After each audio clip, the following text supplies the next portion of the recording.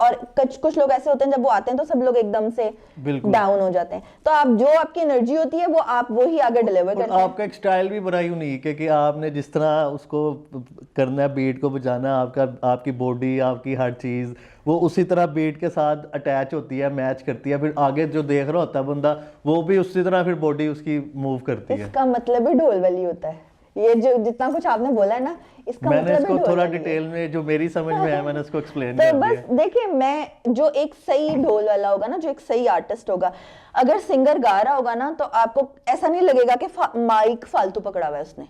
अभी एक ऑड सी चीज है ना, अलग से पकड़ी हुई है, लेकिन आपको अगर सिंगर गा रहा होगा, सही सिंगर होगा, तो आपको माइक ऑड नहीं लगेगा। और अगर कोई ऐसे फालतू सा कोई हो रहा होगा, जैसे आम कोई गा देगा, सिंगर नहीं होगा, तो माइक आपको उसके हाथ में ऑड लगेगा। आप करके देखिएगा। तो जो लोग जो ढोल वाले नहीं हैं और जो ढोल वालियां नहीं हैं और अगर एक्ट कर रहे हैं, पहन के फैशन कर रहे हैं, तो उसमें डिफरेंस है, और जो प्ले कर रहा है उसमें डिफरेंस है। बाकी कीप कॉपिंग। मैं वही, मेरा हासा निकल रहा था, स्माइल बाहर आ रही थी। चल पूछ ले। ओके, ढोल की टाइप्स क्या होती हैं, कितने किस्म के ढोल होते हैं, इसमें कैटेगरीज होती हैं? बेसिकली जो ढोल्स है ना, हर जगह का अपना ढोल है। जैसे सिंधी ढोल अगर आप देखें तो वो थोड़े डिफरेंट है, इंडियंस ढोल देखें तो वो डिफरेंट है, जो हमारा सूफी ढोल है, जो हमारी नौबत है, वो थोड़ी डिफरेंट है। तो इनके साइजेस भी डिफरेंट होते हैं, इनकी लकड़ियां भी डिफरेंट होती हैं, और एज पर द एरिया जो उनका कल्चर है, वो कल्चरली उनका ढोल डिफरेंट होगा। बहुत डिफरेंट किस्म के ढोल हैं, अगर आप रिसर्च करें। फिर उनकी कल्चरली बीट भी डिफरेंट होगी। जैसे हम यहाँ पर, जैसे हम सूफी हैं तो हम तो धमाल ही बजाते हैं, लेकिन लाहौर का, पंजाब का जो है वो भंगड़ा है। तो इसी तरह और सिंधी जो हैं उनकी बीट डिफरेंट है। आप ये जो कौन है, पिशावर वाली साइड के जो ढोल वाले हैं उनको देखें, उनकी बीट, अटन जो होता है उनका, वो भी डिफरेंट है, उनके ढोल्स भी डिफरेंट है। अच्छा, प्ले करने के जो चीजें हैं वो भी डिफरेंट है, स्ट्राइकर्स भी डिफरेंट है उनके। कई मैंने देखे हैं, एक हमने किया था, वो भी कल्चरल मिक्स काइंड ऑफ एक उन्होंने बनाया हुआ था इवेंट, वो हम लोगों ने किया था। उसमें उन्होंने पूरे पाकिस्तान से ढोल वाले डिफरेंट बुलाए हुए थे।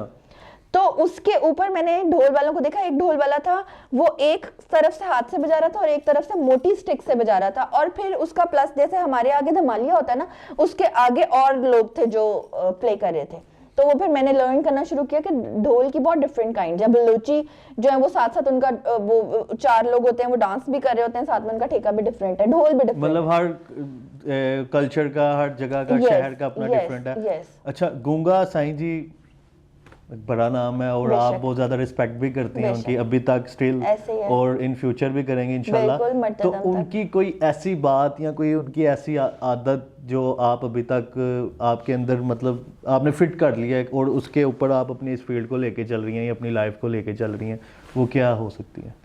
वो सभी कुछ है, क्योंकि मैंने आपको कहा ना कि मैंने अपने साईं को, गूंगा साईं जी को, अपने टीचर को ही देखा, उनको ही आइडियलाइज किया और उन्हीं की तरह मैं बन गई। उससे पहले मैं किसी से इंस्पायर नहीं हुई थी। मैंने ढोल तो एक्सीडेंटली मेरी लाइफ में आ गया था ना। एक तो होता है ना, आप किसी को देख के बजाना शुरू करते हो या आपको आइडिया आता है, ये देखो ये बजा रहा है, मैं भी बजा, ऐसा कुछ नहीं था। ढोल मैंने ले लिया हुआ था, सब कुछ कर लिया हुआ था, लेकिन जब मैंने उनको सुनना, मैं उससे पहले कभी मैंने ढोल भी नहीं सुना था, मुझे किसी ढोल वाले का भी नहीं पता था जब मैंने ढोल खरीदा था। तो जब मेरी उनसे मुलाकात हुई और मैंने उनको देखना शुरू किया और मैंने उनसे सीखना शुरू किया, तो वो फिर टोटल जो है वो कॉपी पेस्ट हो गया। तो उनकी कोई ऐसी बात नहीं है जो मैं ना मिस करती हूँ। मेरे, अगर आप बेडरूम में देखें तो किसी की तस्वीर नहीं लगी हुई, गूंगा साईं जी की तस्वीर है, मेरी अपनी तस्वीर नहीं लगी हुई। कितना मिस करती हूँ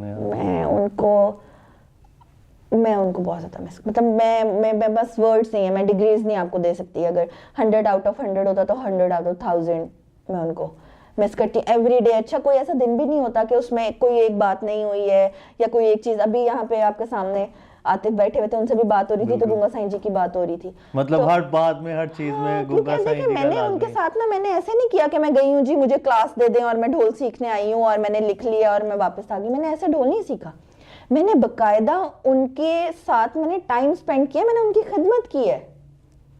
मैं अभी भी उनके घर में थोड़े दिन पहले 4-5 रोज पहले उनके घर गई हुई थी, तो मैं उनके उस सर्वेंट को बता रही थी यहाँ से साफ करना, ऐसे सफाई करना, ये देखो तुमने ये नहीं सफाई की हुई।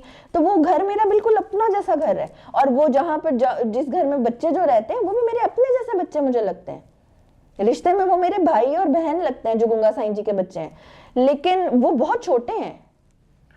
तो मिट्ठू साईं गुंगा साईं जी के भाई हैं। मिट्ठू साईं जी गुंगा साईं जी के सबसे छोटे भाई हैं। मिट्ठू गुंगा साईं ने मिट्ठू साईं को तैयार किया था अपने जुट के लिए, मतलब जोड़े में ढोल बजता है ना, तो उन्होंने अपना जुट खुद तैयार किया था कि वो छोटे से थे, उनको लेके फिरते थे, फिर वो बड़े हुए, फिर सिखाया बताया, फिर करते करते, क्योंकि मिट्ठू साईं जी तो बोलते हैं सुनते हैं, तो फिर मिट्ठू साईं जी ने और इनोवेशंस की, मेहनत की और सब किया। गुंगा साईं जी बोलते सुनते नहीं थे। उनकी आपको झलक नजर आती है मिट्ठू साईं में, क्या है कुछ ऐसा? नहीं, गुंगा साईं जी की झलक मुझे जेन्युइनली किसी में नहीं नजर आई।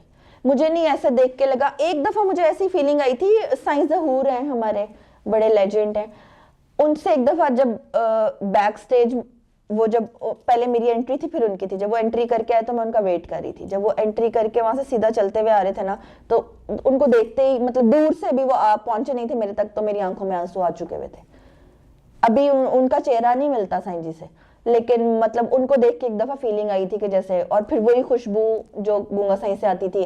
फिर मैंने उनके सारे कैंठों को हाथ लगाया, उनके हाथों को, अंगूठियों को पकड़ पकड़ के देखा, जैसे मैं अपने उस्ताद की अंगूठियों को पकड़ती थी। और मुझे अपने उस्ताद के हाथों की एक एक चंडी याद है, एक एक जो बजाते हैं, प्ले करते हैं, जो कॉर्ड्स पढ़ते हैं, मुझे एक एक ज़बानी याद है कि मेरे उस्ताद का इतना, और माशाल्लाह उनका इतना बड़ा हाथ था, हम उनके हाथ के ऊपर हाथ रख के नापा करते थे। और फिर हम देखते थे, ढोल वाले बेसिकली जब चेक करते हैं ना कि कितना प्लेयर है ये, कितना कब बजा लेता है, तो वो हाथ की चंडियों से देखते हैं, वहां नहीं कहते चल लो उठ प्ले करके खा, वो देखते हैं कि हाथ कितने मजबूत हो गए हैं इसके, कितने छिल चुके हैं इसके हाथ, तो वो उससे आइडिया होता है। तो मैं वो देखा करती थी और मैं सोचती थी कि अच्छा मेरे भी ऐसे हो जाएंगे, मेरे भी उंगलियां टेढ़ी होंगी, मेरे भी अंगूठे के अंदर, उनके तो यहाँ पर जगह बन गई हुई थी ना, ऐसे तीला यूं पकड़ते हैं ना, उनके इधर यहाँ पे देखा आपको नजर आ रहा है ना, एक गैप यहाँ पे मेरे स्किन नहीं है, वो उनकी यहाँ पर बिल्कुल ये पूरा मसल ही नहीं था यहाँ पर, वो ऐसे बुझा जब एक चीज करते हैं तो मुझे मेरे टीचर जो है ना वो याद है। और फिर जब अभी रिसेंटली जब अमेरिका जा रही थी, तो कोई मैं एक्सप्लेन नहीं कर सकती कि मेरे क्या इमोशंस थे उस टाइम, क्योंकि साईं मुझे कहते थे तू बस तमाल तमाल, मतलब तू सिर्फ धमाल बजा, तू जहाज जहाज, तू सिर्फ धमाल सीख ले पक्की वाली, तू जहाजों में उड़ेगी। तो उड़ रही हैं आप? तो वो जब मैं वो जा रही थी, तो मैं आपको बता नहीं सकती कि मेरी क्या उस टाइम पर मेरी हालत थी, कि मतलब एक बंदे ने मुझे ये बात बोली थी, और जो आज तक गुंगा साईं ने बोला है ना वो हुआ है।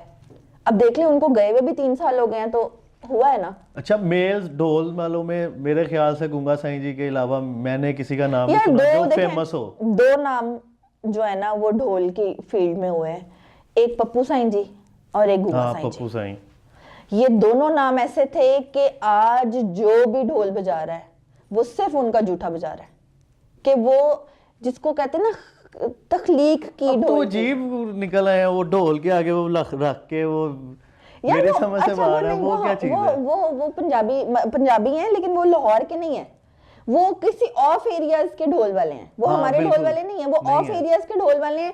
वो कुछ वो बीच मदारी ढोल वाले भी होते हैं, कुछ वो वाली टाइप्स भी हैं, ढोलों वालों में बहुत ज्यादा टाइप्स हैं, तो वो उसमें वो फिर वो वायरल हो जाते हैं, आपको पता है हमारा माशाल्लाह सोशल मीडिया। अच्छा, मैं यही पूछने लगा था आपसे कि अगर आप किसी ने कोई आना है ढोल बजाना है, तो उसने कोई क्या ऐसा कुछ नया करे कि वो वायरल हो और उसका नाम बने?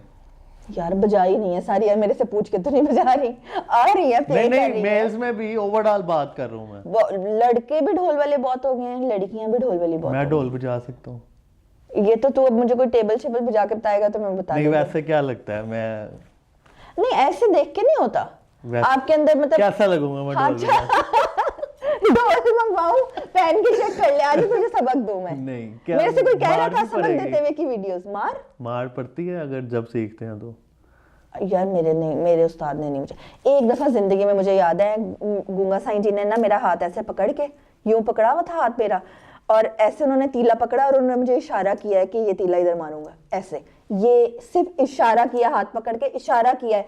तो मेरी ये हालत थी कि मुझे पड़ गई हुई है, और वो मेरे ख्याल में किसी सबक के ऊपर ही होगी कि मैं बार बार कोई गलती कर रही होंगी, क्योंकि वही तू बस धमाल, तो बस मैं जितना मर्जी सीख लूं ढोल, मैं धमाल को नहीं छोड़ती, मैं धमाल पे रहती हूँ। और वैसे कोई भी सूफी ढोल वाला धमाल को छोड़ता भी नहीं, मोहब्बत इतनी है धमाल के अंदर, और मुर्शद लाल के साथ वैसे इतनी लॉ है कि आप धमाल को छोड़ ही नहीं सकते। तो वो एक मुझे याद है। बाकी हाँ, वो नाराज हो जाते थे और उनको फिर मनाना एक मुश्किल काम होता था, और वो नाराजी बच्चों की तरह होते थे। जा बस, मैं ऐसे कर लेते थे, बदा मैं नहीं, ऐसे कर लेते थे। तो वो उनका नाराज होना भी बड़ा क्यूट था, लेकिन उनको मनाना एक मुश्किल काम था। अच्छा, फिर उनको जितनी दफा मनाते थे ना, वो उतनी दफा और फ्लेयर अप हो जाते थे। अगर हम कहते हैं अच्छा चलो छोड़ दो ना, अच्छा तौबा कर ली मैंने, चल तौबा, फिर तौबा निकाल, फिर दोबारा तौबा कर ली, अभी 2 दफा तौबा कर ली। जितनी दफा अगर उनको छोड़ देते थे कि मनाना छोड़ दिया, तो फिर वो सही हो जाते थे। अच्छा, अब आपकी जो अदालत है उसको हम तारीख को बंद करते हैं, केस खत्म करते हैं। लास्ट पे सबसे पहले अपने चाहने वालों के लिए अगर कोई पैगाम आप देना चाहती हैं, सबसे पहले वो दें आप, कि क्या उन्हें कहेंगी आप? यार बिल्कुल अभी बोलने को दिल नहीं कर रहा, तो इसलिए सारे जो है खुश रहें, आबाद रहें, और जो भी आपने सोचा हुआ है उसको सिर्फ सोच की हद तक ना रखें, एग्जीक्यूशन करें। कुछ भी इम्पॉसिबल नहीं है, स्पेशली गर्ल्स को बोलूंगी, कुछ भी इम्पॉसिबल नहीं है। जो भी चीज़ को आप सोचते हैं उसको ऊपर लाहे अमल तक उसको लेके आएं और छा जाएं। और अब ना चाहने वालों के लिए? ना चाहने वालों के लिए भी यही है कि बस मेरे फैंस ही हैं, मेरे फैंस रहे, मुझे फॉलो करते रहे। बहुत मेहरबानी, आपका शुक्रिया। जी नाज़रीन, ये हमारे साथ मौजूद थी हुरिया असमत, जिनकी हमने आज की ऐसी कोई डिस्कशन नहीं की जो आपने पहले सुनी हो, और उम्मीद करूंगा आज का जो ये इंटरव्यू है ये काफ़ी आपको पसंद आया होगा। थोड़ा फनी भी था, कुछ इमोशनल बातें भी हुई हैं। तो वीडियो को ज़्यादा से ज़्यादा शेयर करें। मुझे तो इजाज़त, मिलते हैं एक नए प्रोग्राम में, अपना ख्याल रखें, अल्लाह हाफिज़।